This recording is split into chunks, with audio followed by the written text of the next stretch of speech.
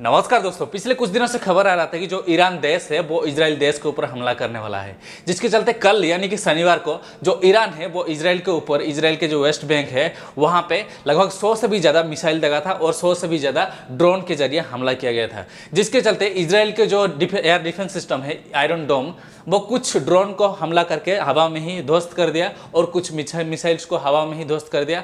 और बहुत सारे जो ड्रोन है, ड्रोन का जो मिसाइल्स है वो इजराइल के जो वेस्ट बैंक है वहाँ पे गिरा।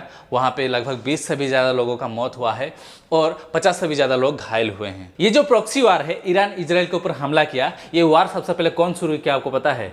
ये जो वार है सबसे पहले इजराइल ने शुरू किया, क्योंकि 1 अप्रैल 2024 को ये जो सीरिया के दमस्कस में, दमस्कस एक सिटी है, सीरिया की राजधानी है, वहाँ पे ईरान का जो एम्बेसी मौजूद था, वहाँ पे बहुत सारे जो स्पेशल कमांडर होते हैं ईरान के, वहाँ पे वो मीटिंग कर रहे थे।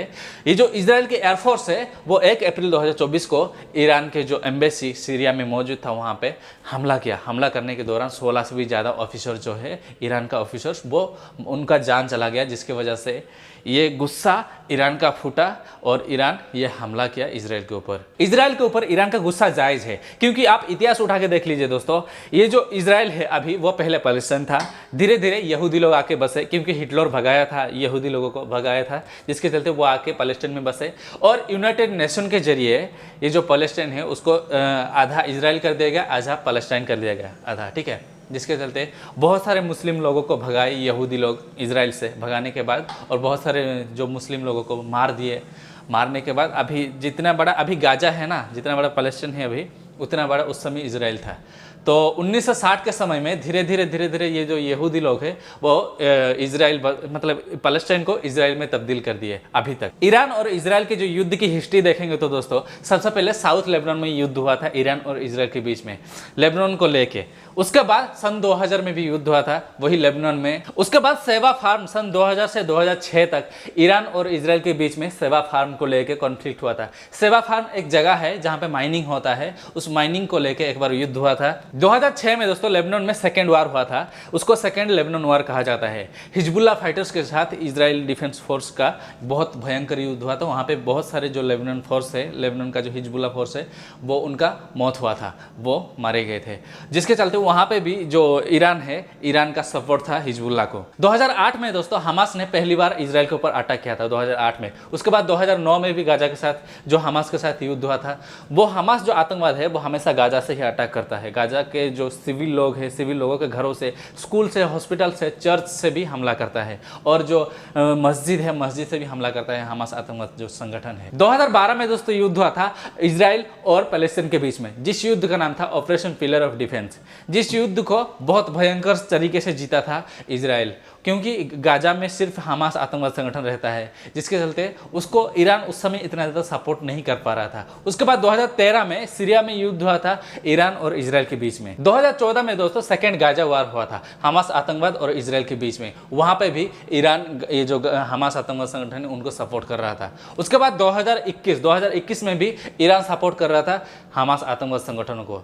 उसके बाद 2023 दोस्तों आप लोगों ने देखा होगा कि ईरान कैसे मिसाइल वगैरह लाके हमास आतंकवाद संगठनों को दिया था, जिसकी वजह से जो मिसाइल दागा गया था इजराइल के ऊपर, जो हजारों इजराइल जो नागरिक मारे गए और बहुत सारे इजराइल के जो डिफेंस फोर्स है, डिफेंस फोर्स मारे गए थे।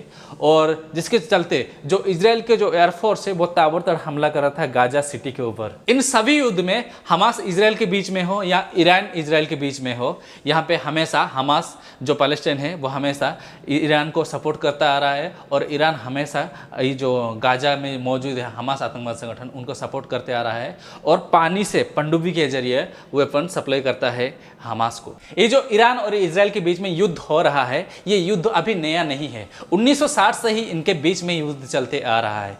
जिसके चलते इनका अगर लिस्ट निकाला जाए तो 20 से ज़्यादा बार सिविल वार और प्रॉक्सी वार हो चुका है इनके बीच में, और आगे भी होगा। कभी जमीन को लेके, कभी डिफेंस फोर्स को लेके, कभी हमास आतंकवाद को लेके युद्ध होगा, क्योंकि ये जो ईरान है वो हमेशा से ही हमास को सपोर्ट करते आ रहा है, ये जो ईरान है हमेशा से ही हिजबुल्लाह को सपोर्ट करते आ रहा है, और इसके बीच में ईरान को पाकिस्तान हमेशा सपोर्ट करते आ रहा है, और भारत बीच में रहा।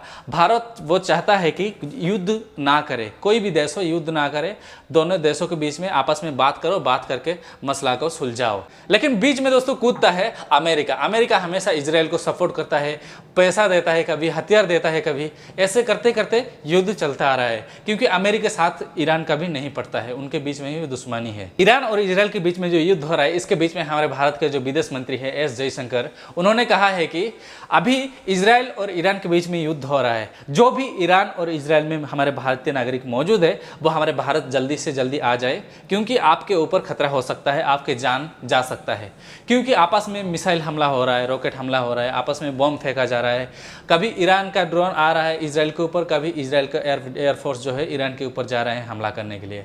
तो आम बात है, यहाँ पे सबसे ज़्यादा नुकसान है आम लोगों का, नुकसान होगा, आम लोगों का जान जाएगा। अगर आप वीडियो में यहाँ तक पहुँच गए हैं, वीडियो को लोगों तक शेयर कीजिए और चैनल को सब्सक्राइब कीजिए, सब्सक्राइब करना ना भूलिए। मिलते हैं अगले वीडियो में, थैंक यू।